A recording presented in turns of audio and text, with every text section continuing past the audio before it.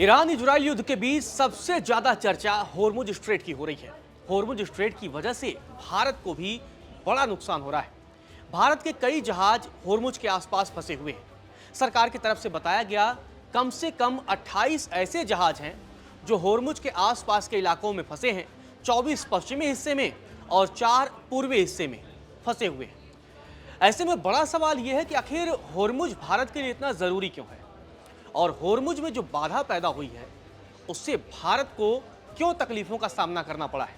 लेकिन इसी बीच एक खबर सामने आती है कि भारत के विदेश मंत्री एस जयशंकर और ईरान के विदेश मंत्री अब्बास अरागची के बीच फोन पर बातचीत हुई। कई लोगों ने यह चला दिया कई मीडिया हवाले से कि दोनों देशों के बीच बातचीत हो चुकी है, सहमति बन चुकी है और अब होर्मुज से भारत के शिप भी गुजर सकेंगे। हालांकि बाद में रॉयटर्स के हवाले से एक खबर सामने आई कि ईरान ने ऐसे किसी भी दावे का खंडन किया है।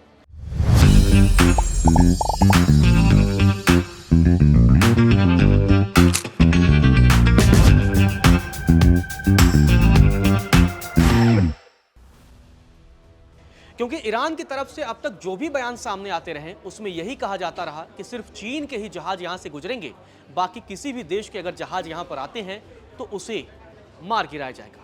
हमने देखा कि बुधवार को थाईलैंड का एक जहाज भारत आ रहा था, उस पर ईरान ने हमला किया। हालांकि इसी बीच एक खबर यह भी सामने आई कि भारत का एक शिप मुंबई पहुंचा, चकमा देकर पहुंचा।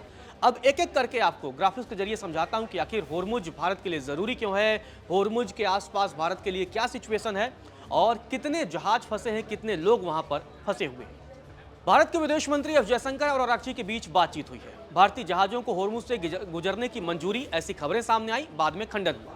फारस की खाड़ी में फंसे हैं, आपको बता दें कि 28 भारतीय जहाज, 24 जहाज होर्मुज के पश्चिमी हिस्से में मौजूद हैं। तो आप देखिए किस तरीके से 24 ऐसे जहाज हैं जो होर्मुज के पश्चिमी हिस्से में फंसे हुए हैं। इस पूरे मसले पर शिपिंग मंत्रालय की तरफ से बयान भी सामने आया जिसमें कहा गया कि 28 जहाजों पर कुल 778 नाविक सवार हैं। पश्चिमी भागों में 24 जहाजों पर 677 नाविक मौजूद हैं। पूर्वी भागों में 4 जहाजों पर 101 व्यक्ति मौजूद हैं। इस पूरे मसले की जानकारी स्पेशल सेक्रेटरी राजेश सिन्हा की तरफ से दी गई है। अब ऐसे में यहाँ पर एक और सवाल है कि आखिर जब इतने बड़े पैमाने पर भारत के जहाज वहाँ पर फंसे हुए हैं तो क्या भारत की तरफ से कोशिश नहीं की गई?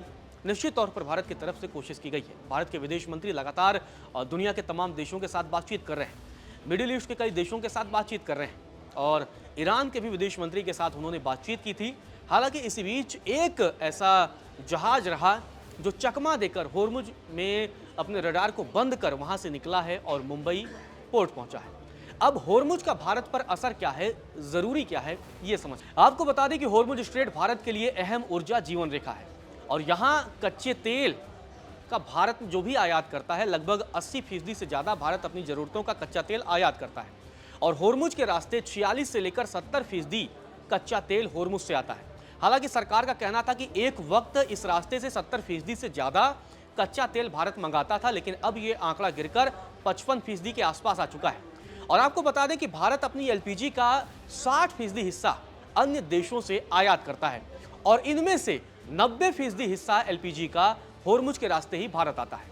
और यहां तक कि भारत दुनिया के कई देशों से खाद का आयात भी करता है और भारत जो भी खाद का आयात करता है 30% हिस्सा होर्मुज के रास्ते आता है। तो इससे आप समझ सकते हैं कि होर्मुज का इंपैक्ट भारत के लिए कितना है, क्योंकि कच्चा तेल इसी रास्ते आता है, एलपीजी इसी रास्ते आता है और यहां तक कि खाद भी।